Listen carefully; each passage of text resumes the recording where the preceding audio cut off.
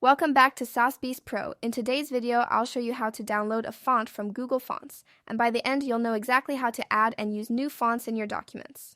Step 1. Open your search engine and type Google Fonts. This is the official website by Google that provides free fonts, and it's the safest place to get them. Step 2. Click on the first website that appears in the search results. This will take you directly to the Google Fonts homepage. Step 3. Browse through the different fonts or simply use the search bar to look for a specific font name. This makes it easy to find exactly what you need. Step 4. Once you've chosen your desired font, click on the option that says Get Font, then Download Family at the top right. This will download the font files to your computer. Step 5. Go to your Downloads folder and locate the zip file you just downloaded. Right-click on it to see more options. Step 6. Click on Extract All to unzip the file. This will create a folder that contains your font files. Step 7. Open the extracted folder and right-click on the font file. This gives you options for what to do next. Step 8. Select Preview to see how the font will look.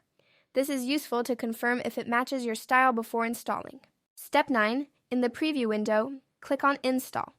This will add the font to your system so you can start using it. Step 10. Open any Word document and type some text. This will let you test your newly installed font.